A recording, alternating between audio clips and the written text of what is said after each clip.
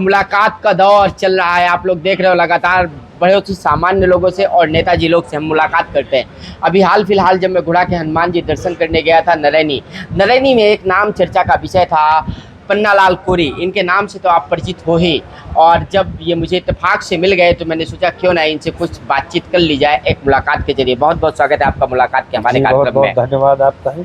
जब मैं नरैनी पहुंचा था घुड़ा के हनुमान जी के दर्शन करने, तो एक जगह आपके नाम की चर्चा हो रही थी, आपके कार्य व्यवहार की, कुशलता की। तो मुझे लगा कि कुछ कुशल क्षेम आपसे जनता का भी ले लिया जाए। तो क्या लगता है आपको नरैनी क्षेत्र में जनता को अभी क्या क्या आवश्यकताएं हैं, क्या विकास की आवश्यकता है? हम नरैनी क्षेत्र में पूरे गांव दौरा कर रहे हैं, लोगों की जन समस्याओं को सुन रहे हैं। सरकार के द्वारा मूलभूत व्यवस्थाएं जो प्रदान की जा रही हैं, कहीं कहीं ऐसे कुछ अभी गांव हैं जहां रोड, नाली और बिजली की समस्याएं आती हैं जी। वो व्यवस्थाएं सरकार के द्वारा समुचित करवाई जा रही हैं और हमारे द्वारा जो संभव हो सकता है वो हम जनता की मदद कर रहे हैं। हमारे पास कोई भी किसी काम को लेके आता है, उसको तत्पर उसका निवारण करने का पूरा आश्वासन देते हैं। क्षेत्र से बहुत सी समस्याएं लोगों की जमीन जगह की रहती हैं, कुछ आपसी समझौता विवाद होते हैं। अच्छा। उनको आपस में निपटाने का ज़्यादा काम हम करते हैं और जनता के बीच में रह आते हैं। बस जनता का प्रेम भाव हमको प्राप्त होता रहता है और बस यही हमारी सेवा है। मतलब इसी प्रकार की एक बड़ी सामान्य सी व्यवहारिक राजनीति करते हो आप? हमारा किसी से कोई विरोध है नहीं है। जनता के प्रति बीच में रहेंगे, अपने आप प्यार भाव मिलता है। और आज हम जनता की मूलभूत व्यवस्थाओं को जानेंगे, तब आगे से चलकर अगर ऐसी कोई व्यवस्था है तो उसका निवारण तत्काल किया जाएगा।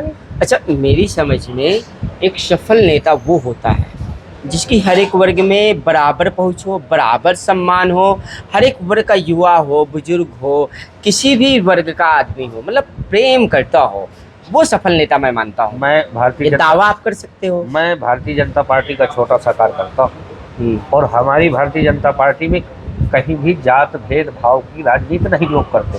हमारा हर समाज पर उठना बैठना है, वो किसी भी धर्म का है, किसी भी जाति का है। हमारा धर्म है सब उसका सम्मान करना। हम जातवाद की राजनीति नहीं करते, हम सर्व समाज की बात करते हैं, सर्व समाज के बीच में बैठते हैं और सर्व समाज का हमें प्यार मिलता है। ये हमारे बहुत बड़ा सौभाग्य की बात है जी।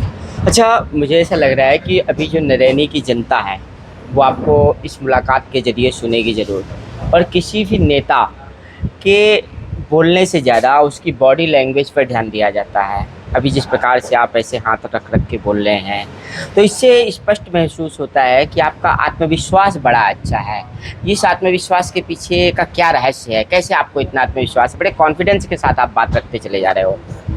जनता का प्यार जब मिलता है, जनता के प्रति सोच हमें आगे बढ़ के दिखानी चाहिए। बात कुछ करना, उनके बातों में खरे न उतरना, ये एक ही दो बार लोग जानते हैं। और हम क्षेत्र में कहीं भी हो, एक बार नहीं, पूरे विधानसभा के कोई ऐसी पंचायत नहीं है जिस पंचायत में मैं 2, 4 नहीं 10 बार न गया हूँ। आज मैं निरंतर 10 साल से ही नरैनी विधानसभा में हूँ और जनता के बीच रहता हूँ, उनके दुख सुख में रहता हूँ।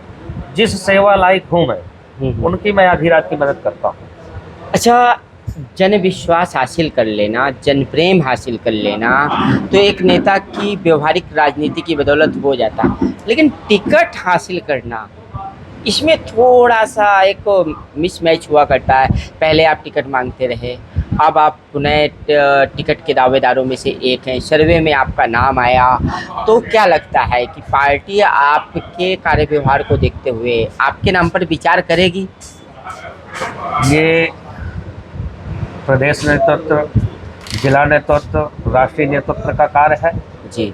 अगर हमारी सेवा से संतुष्ट होंगे, सेवा करने का अवसर देंगे तो सेवा कर रहे हैं। बाकी पार्टी जो भी दायित्व देगी उस पर काम करेंगे। बाकी किसी प्रकार की कोई लालसा नहीं है कि टिकट ही मिले। अच्छा, सेवा करना, जनता के बीच में रहना और जनता से रूबरू होना, ये मेरे लिए बहुत बड़ी सौभाग्य की बात है। और बाकी संत समाज में अपना सेवा भाव करना, जी जी। संतों अच्छा, के यही बीच बात में अभी मेरे रहना। मन में आई थी, कभी आप एक आधी बार इस बात में भी चर्चा में आए कि संत समाज जो वनवासी संत हैं चित्रकूट में भी या आसपास में आपके क्षेत्र में जहाँ कहीं भी इधर उधर संत रहते हैं, वहाँ आप सेवा करने भी पहुँच जाते हो। कुछ ऐसी तस्वीरें कभी बीच में वायरल भी हो गई थी। आत्म शांति के लिए हम वहाँ जाते हैं। जब भी दिमाग हमारा इधर से उधर होता है हम्म। तो संतों की वाणी, संतों का आशीर्वाद जिस भी व्यक्ति के साथ है वो किसी भी सफलता की वो आगे सफल ही होता जाएगा। अच्छा। आप ये मानिए, कोई भी कार्य आप लीजिए, कौन सा कार्य कठिन जग माही जो नहीं होता तो तुम पाई। क्या बात कही है। जो हम नहीं कर सकते और जो नहीं करने की सोच सकते तो प्रेरणा संत समाज में मिलती है। मतलब ये अपने आप में एक भगवान बहुत बड़ी कामता बात है। नदी की परिक्रमा करिए, संतों का आशीर्वाद लीजिए, आगे आप बढ़ते जाएंगे। शुरुआत मैंने गुड़ा के हनुमान जी से जरूर की थी और मैं दर्शन करने गया भी था। ये अपेक्षा नहीं थी कि ये आप दोहा ऐसे कह जाओगे। क्या बात है। ये सब संत समाज के और आप जैसे सब महापुरुषों के बीच में रहने का सौभाग्य प्राप्त होता रहता है। और फिर जैसी संगत वैसी बरकत होती है। सही है। अपनी संगत ऐसी कुछ नहीं है। समाज में जो व्यक्ति रहेगा उसका निखार अलग रहेगा। जो समाज पे वार करके, दगा करके, किसी के साथ वादा करके ना निभाएगा वो नज़र कभी नहीं मिला सकता। और हम समाज के प्रति, जनता के प्रति किसी भी भाव में आप रख दीजिए, धर्म कर्म जो भी है उसमें चढ़ बढ़ कर हिस्सा लेने का प्रयास करते हैं।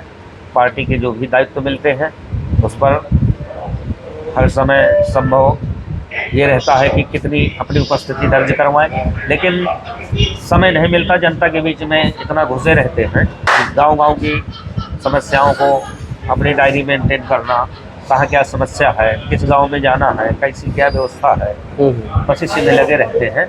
और बाकी जो समय निकला तो संत समाज की सेवा में रहे आते। तो बिल्कुल देखिए, बहुत ही महत्वपूर्ण मुलाकात आज हुई है और जहाँ से शुरुआत हुई थी वहीं से अंत भी हो रहा है। तो हनुमान जी से चर्चा किया था, गुड़ा के हनुमान जी से, और जो दोहा इन्होंने कहा उससे व्यक्तित्व साफ झलकता है कि जिसके हृदय में भगवान की भक्ति होगी, हनुमान जी की भक्ति होगी, संत समाज की सेवा होगी और सेवा भाव होगा, वो वास्तव में राजनीति में नेता बनने लायक होता है। भविष्य में फिर हम आमजन से मुलाकात करेंगे, नेताजी से मुलाकात करेंगे और संवाद स्थापित करके क्षेत्र के विकास के लिए लगातार अपनी यात्रा को जारी रखेंगे। जय हिंद, जय भारत।